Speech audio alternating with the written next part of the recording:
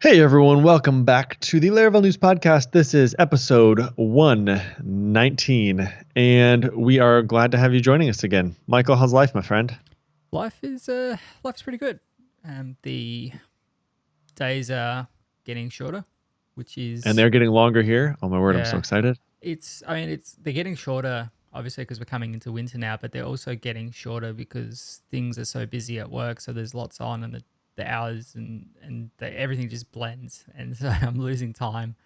Are you guys But back at the office now? I think from the 1st of June they've said that we Same. can. But at the same time, work has, we've all been working really well as a company, and leadership has seen that we can work really well. So there's going to be some changes into the future where, we're going to look at having more people working from home more often, which is a really positive thing. It's not like the business is looking to rush us all back to the office and things like that. So it's going to be, we're always a really flexible business, but it's going to be even more flexible now where we're going to be able to have people working from home more often, which is good for people that have longer commutes and things like that. And we're going to want to, still have people in the office on specific days because, you want to have face-to-face meetings and things like that. So usually Mondays are my day where I just bunch all my meetings up so I don't have to waste any more days of my week as much as Yeah. possible. So yeah, it'll be interesting to see what happens, but yeah, it'll be good to at least have the option. I just went to the office on Wednesday and brought my iMac home so that I can start using it here. Nice. So I'll Yeah. probably leave my iMac here and then take my work MacBook backwards and forwards when I do end up going into the office. So yeah, Oh, that's nice. it's Yeah. it's good. Make your home office your primary office. Mm-hmm. That's cool. It is. I do think is a massive positive outcome, like you said, kind of Yeah. out of this whole thing. It's like a lot of companies are considering remote a real possibility that otherwise Mm-hmm. wouldn't have considered it just because they were kind of forced to do so. Yeah. And they're like, you know what, this isn't so bad. It's kind of like when you're learning to swim and your weird uncle pushes you in the It pool or throws you in the water. something. Yeah. Yeah, and you're like, oh, you can swim. Oh, okay, this isn't that bad. Yeah. You know.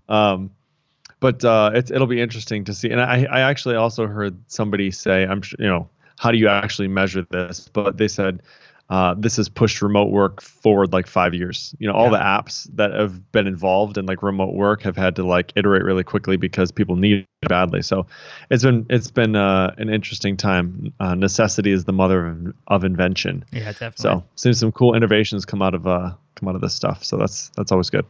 Well, hey, we have got a short show. It's going to be a quick one. Just kidding. You said don't say that again. Last time I said that, it was like really late, and it was the day before Mother's Day, and we were all exhausted, and it was like, okay, we're gonna make this quick, and it was like 50 minutes later. So, no promises, but we're gonna try and jump right into it here.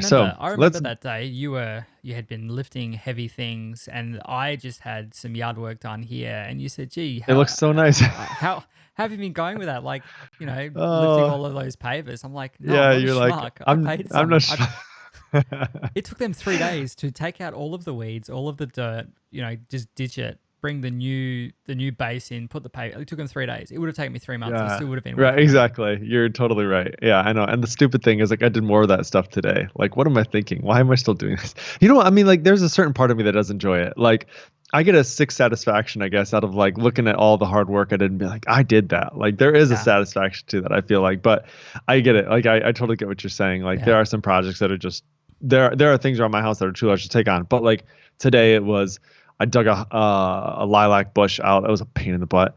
I literally like had to take all the rocks back and then like rip it out, Yeah, all the roots. the I mean, the roots go forever. yeah. Yeah. Here's a tip for everyone. My father taught me this. If you're ever cutting something out like that, you must have a sawzall and a pruning blade. You just go down in the dirt with the thing, man, and just start hacking around, and you will get something. Yep. Just make sure you know that there's no like water pipes or anything underneath it first. Yeah, that'd be bad. That'd be bad. The extent of my handyman is I painted the new nursery last weekend, and I went and put some floating shelves on the wall today, and that's it. That's as far as I go. Here's what I'll say. There is an art to painting. Like, there's good painters and there's bad painters. And I looked at your edge lines. Your edge lines look pretty good. You Yeah. look pretty good. Sloppy painters just go right up on the ceiling, and it's like, you can tell. You can tell people Yeah. who care. Well, we just took the masking tape off yesterday, so that's why their edge lines look so crisp. Hey, that counts. That counts. I That's mean, how you and do it. then those floating shelves, like those are no small task to Yeah. hang level. Yeah. And That's we like a found painting. that You had like the six the of them. walls Jeez. bowed. Yeah, the wall is actually bowed. So a couple of the shelves are a bit the screws that hold the shelf into the bracket. Yeah. They're Yeah. like on a very acute angle, but they're in there, Oh so gosh. they ain't gonna It go looks good.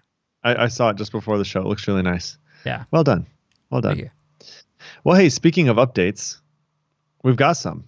And so we're We going do. to start with the releases. So we're going to start with 7.11. So this was released May 14th is when Paul wrote about this, which was my birthday. Thanks, Paul, for wishing me happy birthday. I really Happy appreciate it. Actually, birthday. I think he might have. He might have, which was really kind of him.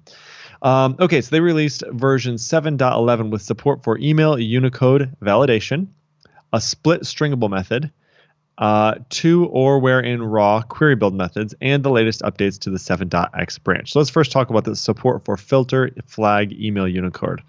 Unicode, not unicorn. So at MPYW, which is his Twitter handle, I'm guessing, let me double check. No, that's his GitHub handle, MPYW. You know what? I'm just going to give him a quick shout out here. Who is it? What's his name? It is. Or her? I can't tell. Can't tell. Bellface? Ryosuke? It says Bellface, comma Inc. I promise I'm not trying to be weird. That's what it says. Okay. Anyway, so this is useful to allow Unicode. Oh my gosh, that's the second time, dude. Second time. I almost said unicorn twice. I'm saying unicorn instead of Unicode. Come on, what is Something wrong with me? on the brain. Something on the brain. Yeah, so this is useful to allow Unicode in the local part of the email, but not the domain part. So the way that you do it is you request a validate. This is just a new validator method, and you just have, instead of saying specifically just email, you say email filter Unicode. So it allows Unicode in the front part, not in the domain part. So that's the change there. There's also this split method that has been added to the stringable class. Now, you and I were talking about this just before the show. Mm-hmm. Typically, the way that I've typically used string helpers in the past is just to do str : contains, and then I pass in my string, and then I pass in the arguments or whatever it is, right? The needle, the haystack, whatever it might be, right? And what we were talking about is we've had a couple mentions of this stringable class in the last couple episodes, and I remember Taylor talking about it on Laracon Online when he was talking about 7 being released in the stringable class. So basically what this is for any of you out there who missed this, kind of like I did, this new stringable class, you can either new this up, or you can use the string facade and just say string : of, and then pass in the string that you want. That will create a new stringable class. And then what you have is you have these fluent string methods, essentially, right? So you will call something, and then you can chain on another and another and another and another. Instead of having to stack them all together or nest them together, you can just make a fluent string. Variables. Or use temporary variables, yeah. So to get away from that, what Taylor created was a stringable class, which is really handy, very cool, and I like it a lot. So anyway, this new split method allows a preg split by regex instead of by explode. So what we used to be used in the background was just a simple explode, where you pass in a string, you pass in the delimiter, and it explodes on that thing.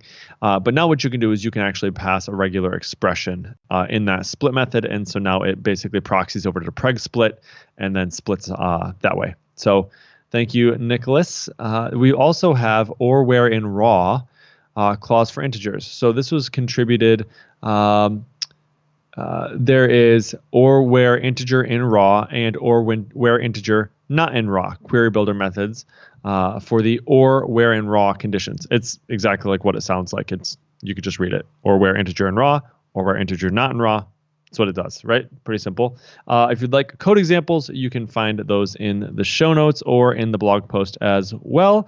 I was looking, I didn't see anything else that looked really interesting other than a couple fixes, but again, you can catch those in the blog post as well. Thank you, Mr. Paul Redmond, everyone's favorite human. I haven't said that in a while, but Paul, you are. We love you. Okay, 7.12, what do we got? 7.12 was released with a new trust host middleware, along with the latest updates to the 7.x branch.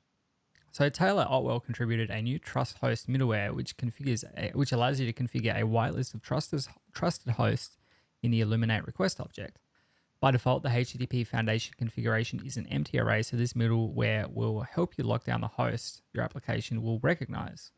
Settings out of the box for Laravel is all subdomains on the configured app.url. So if you were on a laravel.test domain, laravel.test and anything that is a subdomain of that, so if you had jake.laravel.test and michael.laravel.test, they would all be recognized by the application.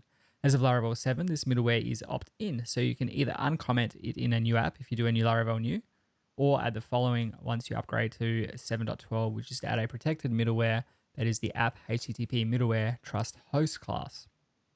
The bulk of the logic comes from the base middleware class in the framework, and the Laravel app has an accompanying trust host middleware that extends the framework, and you are free, of course, to customize and override the base middleware host logic. We've also I'm got not this. sure. So I'm not actually positive I understand this. So is this basically saying, so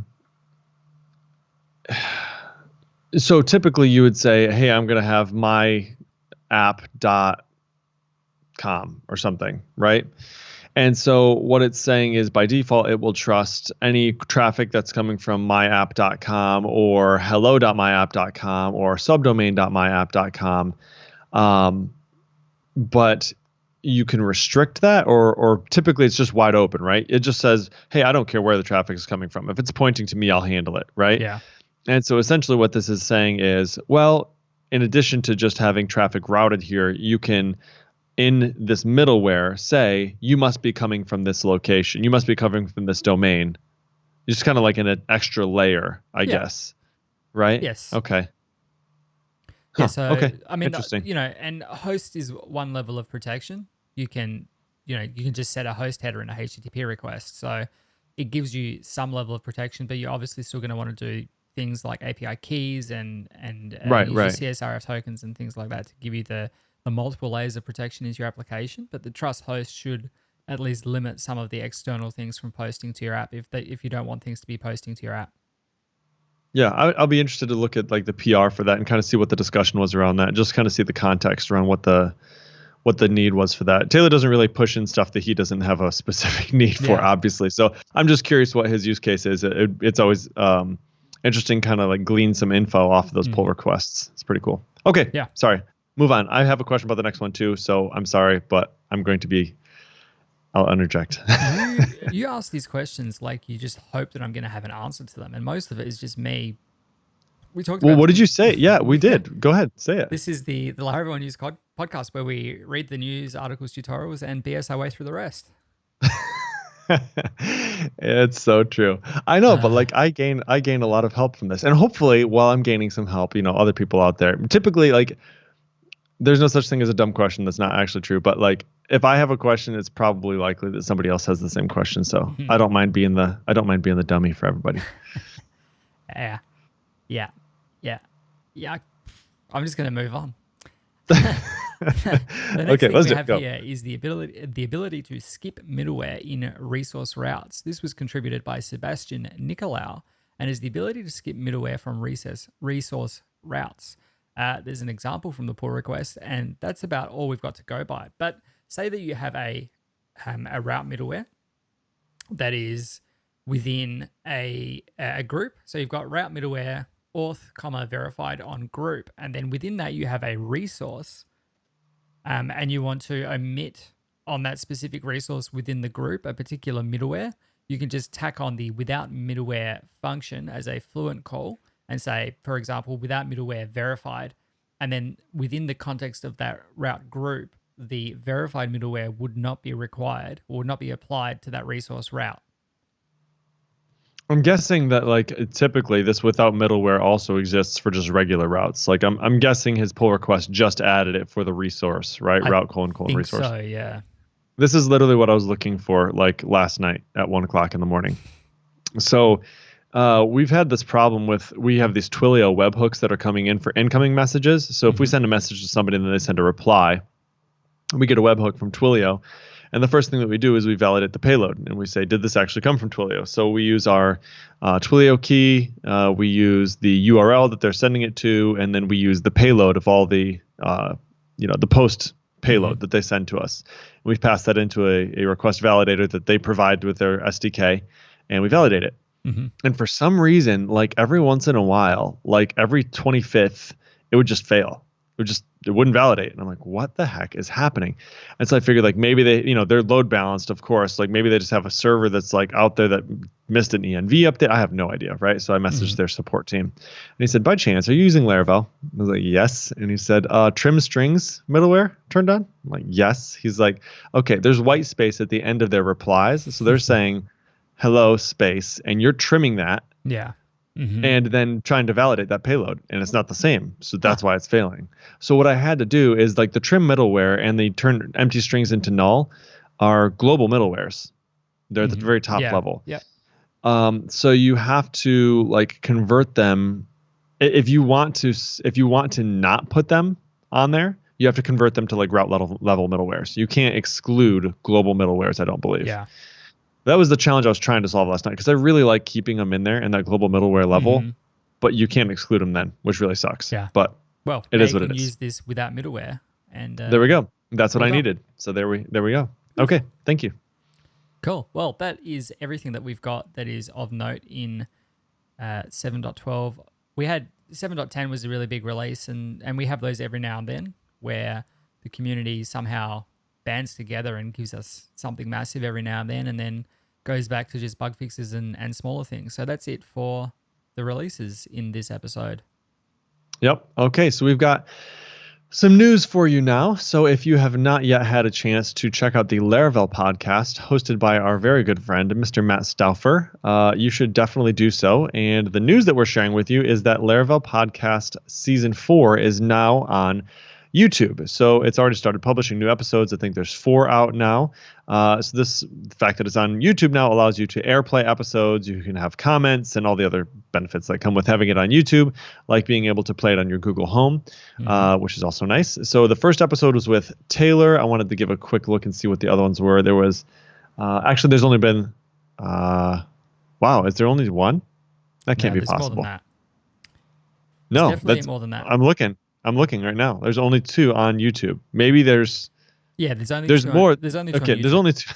Okay, thank you. There's only 2 on YouTube. I was gonna say I know for a fact there's more podcasts than that, because I've so yeah. There's 3 episodes plus the intro plus the trailer. Yep. Yeah. Okay, cool. So anyway, there's only the first one on YouTube right now, but I'm sure the other ones will be coming quickly behind. So there we go. Okay, we also have Pest PHP. Ooh. Why don't you take that last news item and then the first tutorial item? Sure. I think you might have something to say about these. So Pest PHP is it is an elegant testing framework produced by our friend Nuno Maduro. Nuno, he's a console legend. He's been around the Laravel framework for quite some time. If you're not familiar with him specifically, I'm sure you've all seen those gorgeous error messages, exception output in your artisan console commands that give you a nice colorized snapshot of where you had an error. And that's provided by Nuno's collision package. So he jumped aboard the sponsorware train in order to get 75 sponsors on GitHub, which he achieved, and that unlocked Pest PHP for everyone.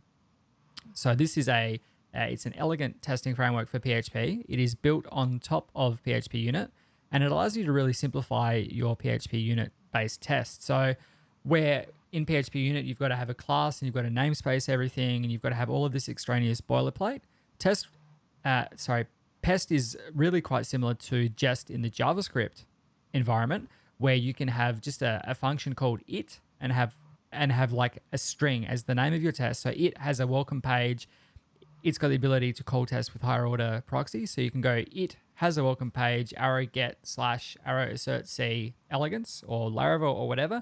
But it also uses closures to then give you access to the rest of the underlying test case. So it trims down a whole bunch of boilerplate from your test. You don't need to use, the @test PHP doc block for any of your test names. You don't have to have like test as the prefix of the test. And we converted all of the tests from then Ping.me across to use Pest a couple of weeks ago. I've been playing around with the Pest for a little while there, and it took me about 45 minutes in including learning how to use Pest. So it's a really nice, elegant framework.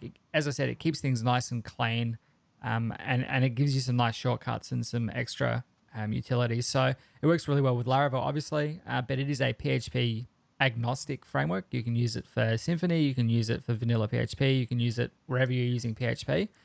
So definitely check that out.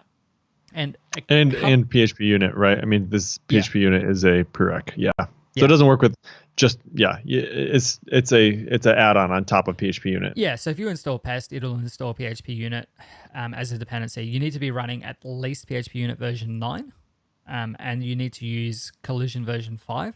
But other than that, everything works really nicely and easily with Laravel. And as I said, converting between the PHP unit default syntax and the Pest syntax is pretty easy, and it just makes things much cleaner and much simpler. I wish there was just like somebody who could show me how to convert it though. Like, is there any like somebody could just like show me how to do that? Like, I just want like a screencast or something. Screencast series. Imagine that. Oh. Imagine. Because I've been playing around with this for a little while, I had a chance on Wednesday this week to record a 13-part series introducing Pest. It's a screencast series. Bye Michael Dorinda. Bye Michael Dorinda. The title on the blog post is a little bit messed up. So even it's a little joke here. It's screencast series. Bye Michael Dorinda. So there you go. 100%. Yeah, as I said, it's a 13-part series that is on YouTube. It's free for anyone to view and see how I go about screencasting, and get a good introduction into Pest. So we talk about what Pest is itself, getting started, writing tests, the higher order tests that I mentioned, working with the underlying PHP unit class, assertions, custom helpers, exceptions, errors, grouping tests, skipping tests, data sets and data providers, and it's even got out-of-the-box support for providing code coverage of your application test. So if that's something that you're interested in, some people learn by reading and some people learn by watching and some people learn by doing. So trying to provide all those avenues for you. It was fun to throw something together, and I was surprised that I actually managed to stick to it, because I was like, yeah, I'm going to do this. And then, said, well, we're going to launch Pest tomorrow. I'm like, all right, well, I will have this ready for tomorrow. So how did you do that in one day? Jeez. I think I recorded about 45 minutes of video in 2 sessions, and and edited it down. It took me longer to edit it than it took me to record it, but most of it was pretty simple, pretty straightforward. I just used the documentation, which is a good set of guidance in order to record it, and then I just opened up Vim and off I went. Nice. Looks good, man. Looks really good. Nice job. You get to use that sort of recording stuff you've got now set up. Yeah. Your nice office, the new lights, all that good stuff. Put it all to good use. Absolutely. I'm sure that makes Ree very happy. Know that money is not going to waste. She was asleep. She didn't care.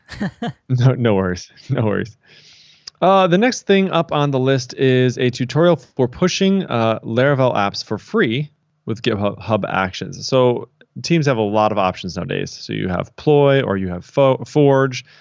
These provision servers for you and configure push deploys, deal with backups, and lots of other things. You can also use things like Heroku. You could use Vapor, right? These are all have push deploys included. However, if configuring servers is something that you're used to, you might be interested only in the push to deploy part of these services, right? So you don't need Forge to deploy a server for you or to configure a server for you, et cetera, right? So you might not want to pay for these services only to use a single feature. So configuring push deploys is actually really easy with GitHub Actions, and ta-da, it's free as well, mostly, right? I think you have a certain number of build minutes or something each month, I think. Or is it a month? So if you think you're going to go over that, maybe it's not free, but for the most part, it's going to be free. So this article assumes that you know how to configure web servers, and as such, it only guides you through the configuring of the continuous deployment part, not the actual web servers. So this tutorial goes through getting Get set up and getting your server deployment script set up.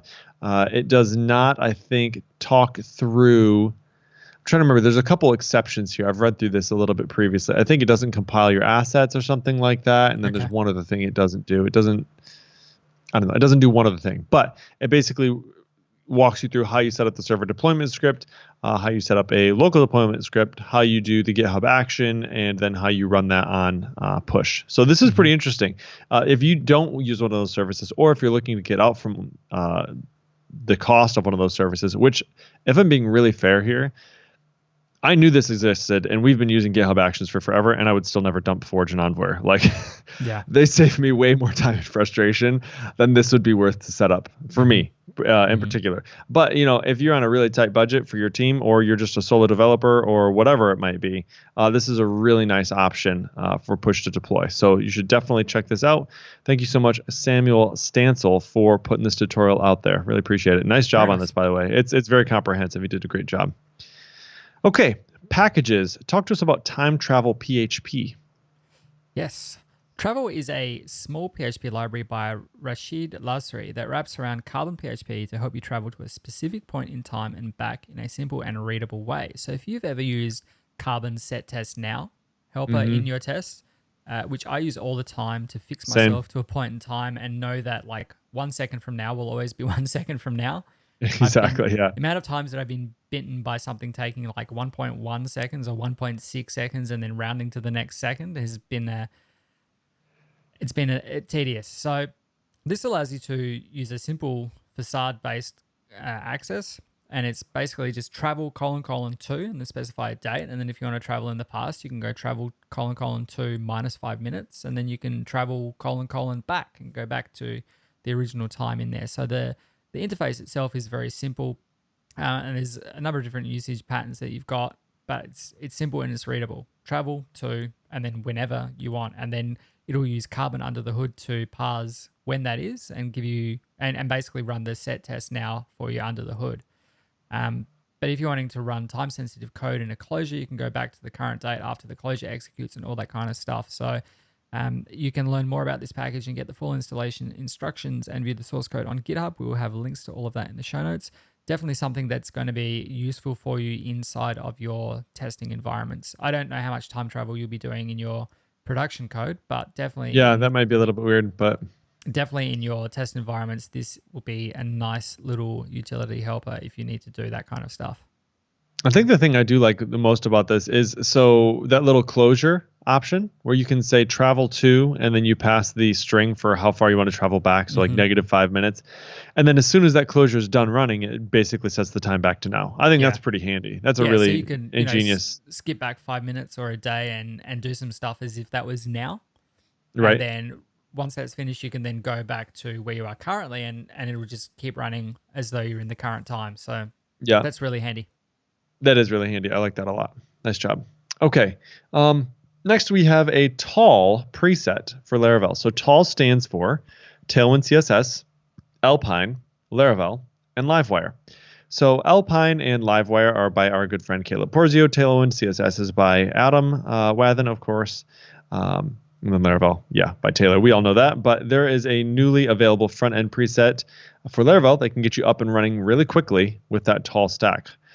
So the stack was popularized by Matt Stauffer. He created a new site for this, actually, as Matt Stauffer does, tallstack.dev, to promote its benefits and showcase novapackages.com, which was built with those tools specifically. So the preset takes all the pain of setting up a new application out of the way by providing some well-thought-out boilerplate. Here are the notable features. So it has front-end assets like Tailwind CSS and Alpine set up already for you in Laravel Mix. Tailwind UI and Tailwind's custom forms extensions are available out of the box. Praise God, that's awesome. Views extend a default layout. This is really nice, by the way. Like, I can't tell you how many times. Like, now, typically, these tools are very user-friendly to begin with, right? Mm-hmm. Tailwind, Alpine, these are all very user-friendly. But it's navigating to 3 different sites and getting set up in 3 different ways, right? And then you finally arrive at whatever. So this is where it removes, even if you're just playing around, these presets really allow you a great starting point just to start with something that you can mess with. Even if you're not committing to it for a new greenfield project, you just say, like, is this something I could even use or get used to? And so you don't have to go through any of the configuration of setting it up, any of that. You just do this preset and boom, you're ready to go. Alpine, Tailwind, Livewire, right out of the box. So this is really, really helpful. So to install the preset, it's just a quick compose or require. If you want authentication in your application, you just pass the auth flag. All the auth scaffolding comes as Livewire components.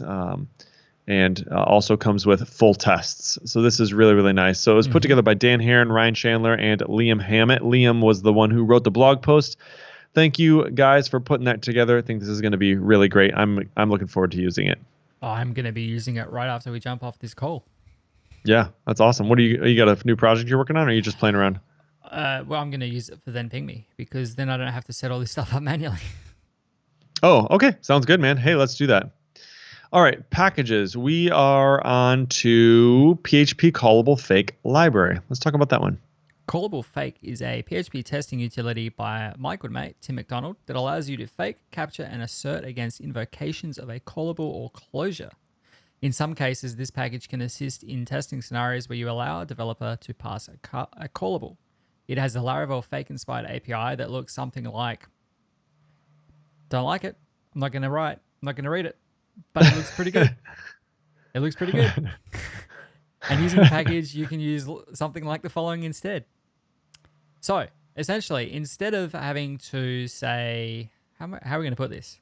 Look, I don't know. It's a good question. I'm not going to do it. This is a very code-heavy topic. It's very code-heavy, yeah. But it's written by Tim McDonald, though, so you know it's good stuff. Tim is very smart. I keep telling him that. And I'm glad there are people like him in our community. Hello, Aussie. Yeah. Hello, Aussie. For sure. Good guy. Just comes up. He thinks about things in a different way. He's got a very low tolerance to pain. Now, granted, coming to some of the conclusions that he comes to are wild journeys, and I'm sure more pain than just dealing with whatever the original problem was, in my opinion. But when he gets to the end of it, and what he produces is always great. So, yeah, as I said, if you have ever needed to fake or capture and assert against invocations of a callable or closure in your tests, I won't read the examples because it's just not going to be possible. I can't make heads or tails of it to explain it.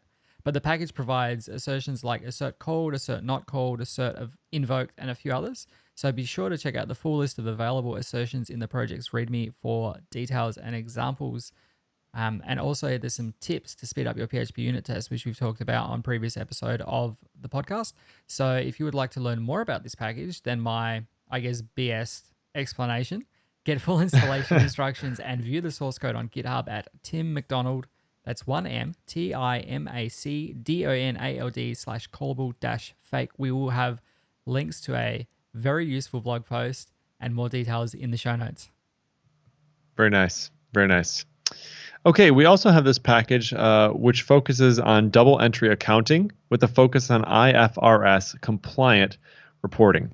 This sounds like something you would know something about.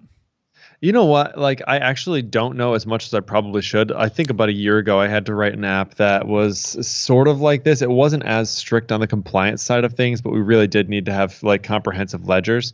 But this is actually focusing on a specific type of report, international financial reporting standards, compliant reporting. So what you actually get with this is you get a report that can be written out that follows these standards, which I'm sure is very helpful for people who would need that. I'm positive there are people who have had to write this themselves, and this is a package that basically does it for you. So the Eloquent IFRS package gives any Laravel application or Lumen API the ability to generate a comprehensive set of financial reports by providing an embeddable double entry bookkeeping system. So the accounting objects are created with a consistent and fluent interface, allowing seamless integrations with the business objects of the parent application. Basically, all that means is it works great with your Eloquent models, and it makes it really easy to do so with a fluent interface. That's what it means. So there's a high-level example from the README, which they provide here, which I'm not going to do, but it does look very easy. And then there's an example of the income report, a profit and loss statement that is generated based on the records that those updates to your models creates. So all of this comes from the README. It's available in the repo, and you can definitely check that out in the show notes. Paul, Mr. Paul Redmond, everyone's favorite human, finds this package unique because it's created by a finance guy turned developer. So this is a professional from another area who basically is learning Laravel to develop his ideas, right? So that's really, really cool. Glad to see that it's able to be used in that way. So Edward Mungai, Thanks, Edward. All right, last one we got here is about analytics. So talk to us about that. This is interesting because if you've had any of these problems with people blocking your analytics stuff, right? So, you have Ghostery turned on, or you have AdBlock Pro turned on, or any of those things, right? Your Google Analytics just don't get recorded. Won't work. That's right. So it doesn't can't work. send any of the client-side events. But Analytics Event Tracking is a Laravel package by Pascal Balliet to send Laravel events to Google Analytics from the server side easily. The package works by fetching the GA client ID on the client side via a blade directive and sending it to the backend for storage in the user's session, so later events have access to the client ID when sending info to Google Analytics. It integrates with Laravel's event system, and you only need to implement the should broadcast analytics interface to send your events to GA. There is a good example in the package author's write-up about the package, which we'll have a link to in the show notes. The package's main features include using Laravel events to track the events, as I mentioned, a blade directive to easily store the client ID so that you can get that out, as I mentioned, and full access to underlying PHP Google Analytics measurement protocol library. There is API calls to GA are all queued, and it's easy to configure and compatible with both Laravel 6 and Laravel 7. You can check out the author's post tracking events with Google Analytics and a new Laravel package for more details about the creation of the package, and you can learn more about it, the full installation instructions, and view the full source code on GitHub, which we will have links to for you in the show notes. This is really good for things that are kind of like not client side events. So if you were to say that a user had made a purchase or something, you might fire an event user purchased item in your application, and then if you were to implement the should broadcast analytics interface, you can basically get that to send an event to Google Analytics, and then you can track that purchase event within Google Analytics. So it's a nice way of consolidating all that kind of functionality that you wouldn't necessarily get access to on the client side, over the benefit of obviously being able to do this even if the client has tracking things turned off through plugins in their browser and things like that. Yeah, absolutely. So I feel like there are two types of people who use Google Analytics. They're the people who, like me, copy and paste the code into the header and you never look at it again. Yep. And the only event that you ever get is page_visit. That's the only event that you record in Google Analytics. But if you're that person, you'll also notice that when you go into Google Analytics, you'll notice that there's this tab called Goals, and you'll notice it's always like blank. There's nothing ever there. Right. And the reason why is because you can define goals in Google Analytics and say, look for these certain events and you want this many of your visitors to actually convert. And what does a conversion look like? And how do you actually track that stuff? Well, these events is how you track those things. Now, you can typically, or I guess traditionally, maybe you could track those through the client side. And using the JavaScript library, you could then trigger off those events to go over to Google Analytics through the front end. But as we're talking about and discussing here, that doesn't always work because people are blocking these more and more now. So I feel like any significant event that you're going to do is also going to be doing something on the server side anyway. You know what I mean? Like I can't imagine that anything that I want to track as far as a goal wouldn't also have something to do with my backend code. So I think this is a really nice option. And like you said, it kind of like contains the logic to send those events all in one place. So instead of having it like in the front end and then you're also doing something in the back end, all you do is you just put this little implements should broadcast to analytics on there and you're golden. It's all set. Yep. Really nice. Nice job. Okay. Well, hey man, I think that wraps it for us. That is all of the things that we have this week. It actually was a shorter one than I thought. It was only 38 minutes. Don't drag it out. I know. And so not, well, here's what I got to do now, man. I got to go. So it's like midnight, but I got to go check on the pool now because we're opening it. So I got to go make sure that all the chemicals are good and all that stuff. Pool and then I'm going to go to bed. Mother is. Okay, I'm done. I promise. All right. Thanks so much for listening to episode 119, for hanging out with us a little bit. We appreciate you taking the time to do so. If you would like to leave us a 5-star rating in your podcatcher of choice, that would be very appreciated. We would love that. And if you want to talk to us, hit us up on Twitter at Jacob Bennett, at Michael Dorinda, or at Laravel News. And of course, you can find show notes for this episode at podcast.laravel-news.com/119. That's all from me, folks. Stay safe. Have a wonderful Memorial Day weekend. If you're listening to this from the U.S., is it Memorial Day? I think it's Memorial Day weekend. That's what it is. I think it is. I should know this, right? Hold on. Let me double check. It's your long weekend. You tell me. Dude, I don't even know. I literally didn't even know it was a long weekend until Friday. You would have rocked up at work. Yeah, it's Memorial Day weekend. I should know that, but I do. Here it is. It's Memorial Day weekend. Enjoy, everybody. Have a wonderful weekend. See ya. Bye. Oh, my word. So ridiculous.